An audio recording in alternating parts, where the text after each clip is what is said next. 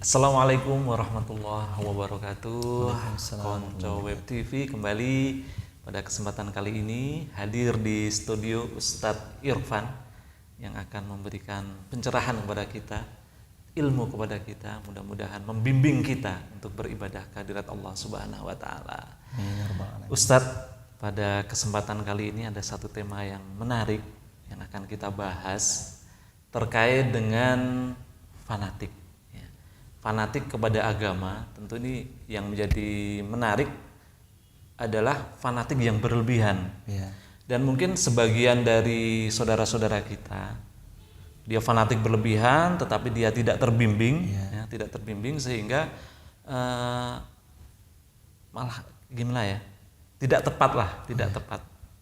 Baik itu menurut kacamata agama maupun tidak tepat di masyarakat. Itu gimana Ustadz? Barakallahu fikum. Jazakumullah khairan jazak.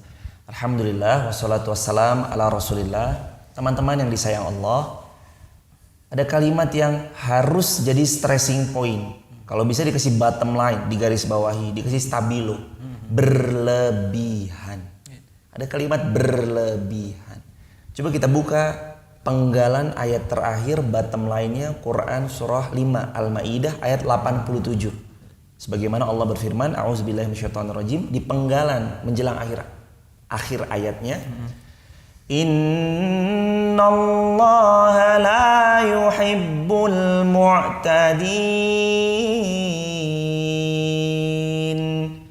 Allah tidak suka orang yang melampaui batas alias berlebih-lebihan. Atau dalam ayat yang lain, innahu la yuhibbul musrifin. Sesungguhnya Allah tidak menyukai orang-orang yang musrif, berlebih-lebihan. Seseorang dalam beragama memang perintah Nabi harus digenggam dengan erat. Tapi yang di kalimat baru saja kita garis bawahi tentang berlebihan adalah mereka yang kadangkala sangat kebablasan dan tidak punya arah dalam beragamanya. Kurang terbimbing. Mereka beragama, wes pokoknya gini wae lah. Ikutin siapa? Ya mbok karepku. Jadi mereka beragama berdasarkan karepnya sendiri. Kita perlu support dan kita perlu hargai. Kalau misalnya ada orang sholat baik, track recordnya, tapi di sisi lain dia nggak mau menafkahi keluarganya, kan berarti ada yang kontradiktif nih, ada yang nggak balance di antara keduanya nih. Di satu sisi kita menghormati tentang ibadahnya yang khusyuk luar biasa kepada Allah Azza wa Jalla, tapi di sisi yang lain kalau keluarganya terlantar, istrinya nggak dia nafkahi, anak-anaknya juga nggak dia nafkahi, ada pincang, ibarat kaki nih meja ada 4 kaki, satunya copot bisa pincang, bisa nggak tegak dia. Sama orang kok dia beribadahnya luar biasa, kita apresiasi dalam ranah ininya dulu, tapi di sisi yang lain dia nggak mau nafkahi keluarga, ini ada yang pincang. Nah kita harus tahu juga latar belakang apa sih yang membuat beliau begitu, atau selama ini beliau memahami agama dari sudut pandang yang kurang tepat misalkan.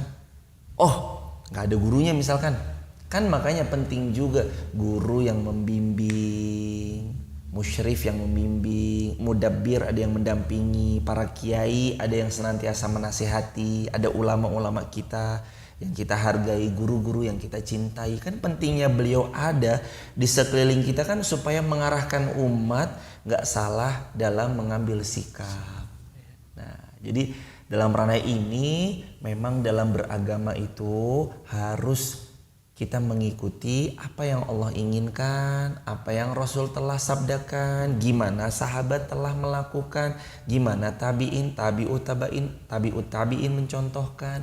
Dari situ semua kita nanti mendapat gambaran kemana sih arah jalan yang harus kita lakukan.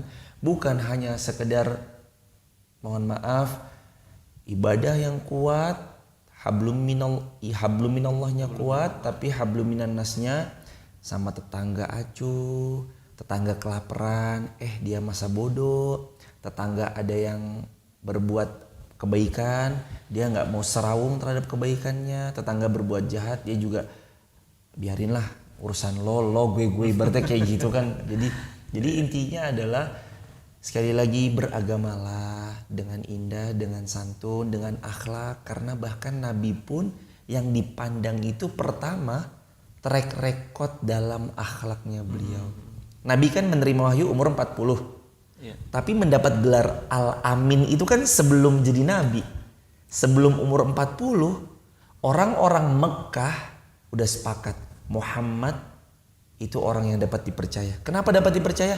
Track recordnya baik. Gak pernah macem-macem. Akhlaknya the best, luar biasa. Dari kecil, tumbuh, remaja, sampai kemudian diangkat jadi Nabi dan Rasul. Emang akhlaknya teruji demikian. Makanya mereka telak luar biasa. Begitu Nabi dikatakan, Muhammad penipu, Muhammad pendusta, Muhammad tukang sihir.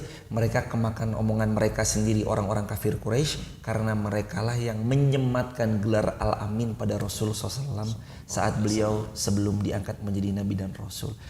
Jadi akhlak yang mulia seimbangkan dengan yang Allah inginkan, yang Rasul teladankan, yang sahabat lakukan, dan para generasi-generasi terbaik dalam Islam melakukannya. Mudah-mudahan kita beragama dibimbing oleh wahyu, Al-Quran, hadis otentik, sehingga orang tuh nyaman melihat pribadi kita, orang yang beragama dan orang yang santun berakhlak. Iya. Masya Allah, tabarakallah. Konco Web TV, satu bahasan yang menarik ya. Bagaimana kita fanatik terhadap agama. Fanatik itu harus ya, itu harus. Tapi ketika berlebihan tanpa terbimbing, itu menjadi sesuatu yang bumerang, menjadi sesuatu yang salah. Baiklah Konco Web TV, mungkin bahasan ini cukup sampai di sini dan nanti kita sambung di bahasan-bahasan yang lainnya. Intinya semoga kita senantiasa terbimbing oleh Allah Subhanahu wa taala dan kita menjadi umat yang selamat fi dunya wal akhirah. Amin ya rabbal alamin. Cukup sekian. Nun wal qalam mimma yasturun, wabillahi taufiq wal hidayah. Assalamualaikum warahmatullahi wabarakatuh.